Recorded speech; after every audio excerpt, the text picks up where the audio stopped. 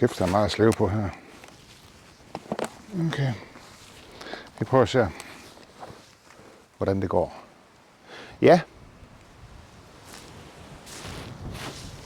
Ja. Ja, hej og velkommen til geocaching.dk igen. Jeg er taget ud, eller jeg er på vej ud til en geocache, som jeg har lagt for 17 år siden. Ude omkring Sevel ved Stubber Kloster, som hedder Gå i Kloster. Og det blæser godt i dag, så jeg ved ikke, om det går i mikrofonen. Det ser vi til. Men det er et fantastisk skønt område herude, og 17 år, det er længe, så nu er det ved at være tid til, at der skal en ny cachebeholder til. Jeg synes lige, du skal se området her. Sådan der. Der er ufattelig mange mugler herude i dag på parkeringspladsen. Så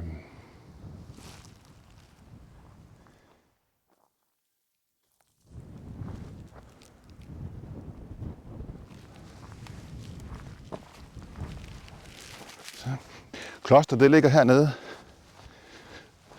Ikke så langt fra parkeringspladsen. Sådan.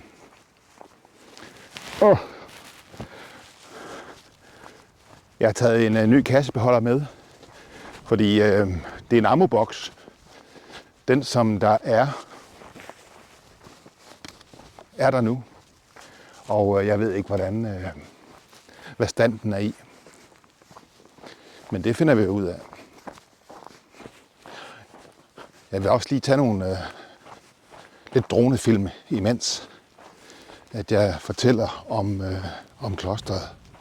Det er jo et ret gammelt kloster.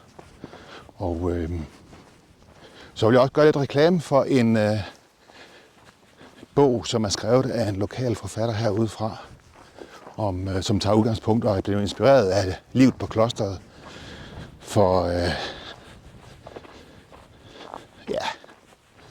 rigtig mange år siden, måske omkring år 1200 eller sådan noget der. Mere fakta kommer. Hæng på, så går vi.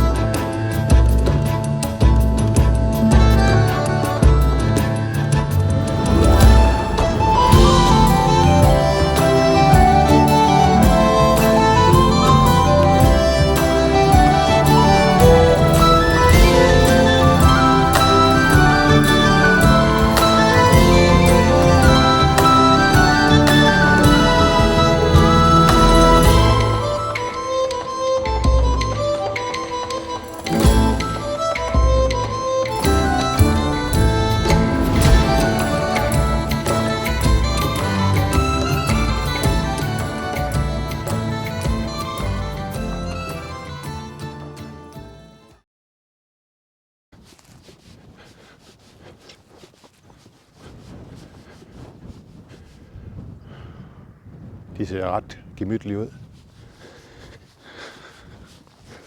Her kan du se Stubersø, eller Stubergårdsø, som det hedder.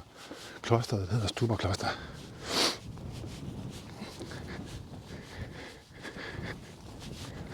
Er det åkander, der er der? Tror jeg sgu, der er. Nå, men det kan da være så heldigt, at alle de her køer her, det holder mugler væk.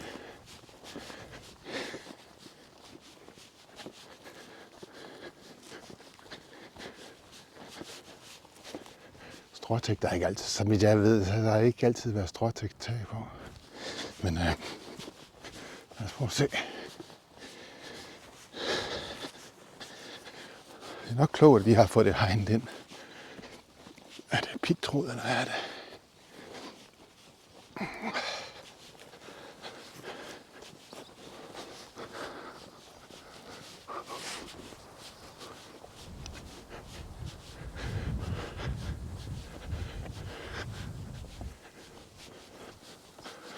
Ja, der var en indgang der.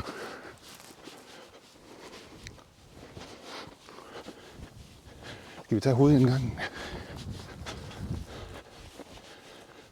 Nej, det tror jeg ikke lige, vi gør. Der var køer helt op til.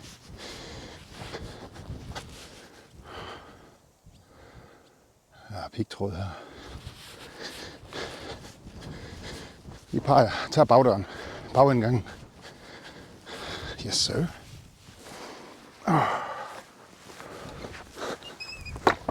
Så kommer vi ind i klosteret. Nu skal jeg passe på svalerne her. Jeg har ikke lige fået skræk af den der svalerede deroppe. Ja, rolig nu.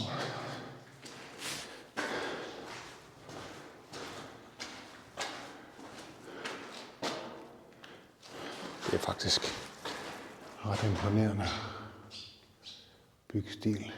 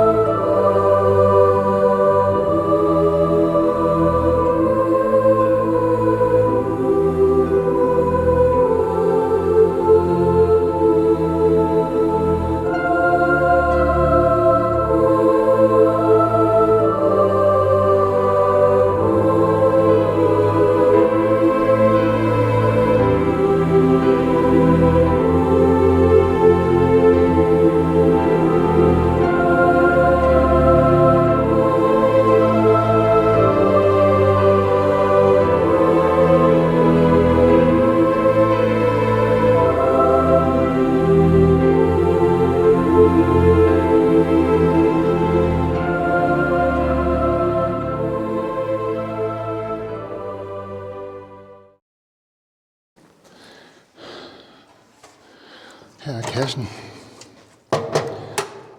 Ja, den var helt ny dengang, at jeg etablerede den. Den har holdt sig godt. Den har egentlig også ligget under et udhæng.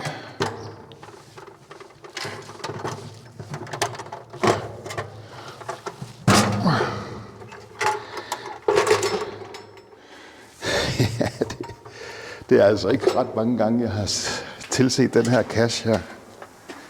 Men jeg tror faktisk, at de her to her, det er jeg ret sikker på, det er nogen, Lars Høj han har sendt til mig. Hidden Creators. Det her, det er nogen, som Lars han har sendt til mig. Ja. Lad os se her. Som han har lavet lige så flot. Og den anden. Jeg skjuler lige numrene. Men de skal i hvert fald logges begge to her. Og så... hvad er det her for noget?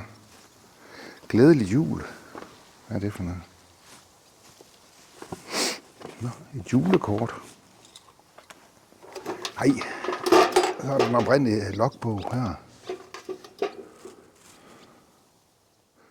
Den har godt nok vel. Det var, hold da kæft, mand. Efter 17 år. Der er lidt reklame for geocacheren. Den her stashnote her. Den har holdt i 17 år. Og blyanter og alle mulige ting. Hold fast, mand. Tækkemand. Har der været en tækkemand her? Restaurering. Tækkemand. Jamen, det kan da være, at han har fundet den, hvis han er repareret. Ej, hvor er det sjovt. Jeg ved ikke lige, hvad det er. Det er sådan en lille en her.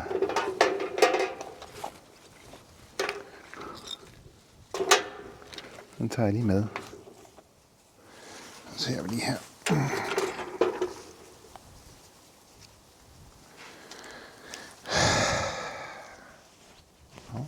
Ja, det er den originale. Velkommen til Klosterruinen. Okay. Det hed den til at starte med, så har jeg så lavet den om til gå i kloster. 23.05.08 kl. 30.40 med bimser. Fedt. Er der mere plads? 3 måske 2. Der er godt nok. Jamen, det er jo helt perfekt. Og jeg har lagt en ny cache. Så.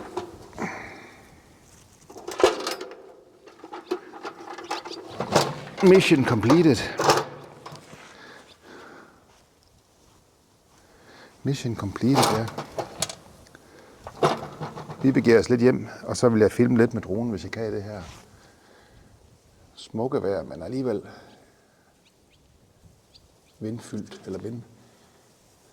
Nej, hvor er det fint, de her.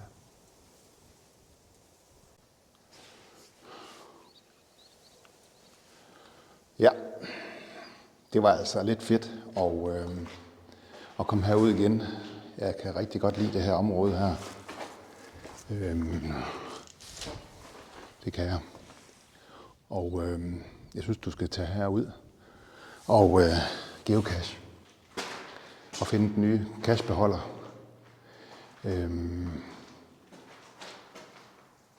Det er virkelig et område med meget historie, og der er også skrevet 2 bøger i en serie, som jeg har med stor fornøjelse læst, og jeg godt kan genkende rigtig meget herudefra. Det vil jeg også gøre lidt reklame for i den her video her. Så tak for nu, og så går turen ellers tilbage til bilen. Jeg håber, du har fået lidt ud af det. Og de her ammobokse her, de er jo bare super til at gemme kasser i, som skal holde i mange år.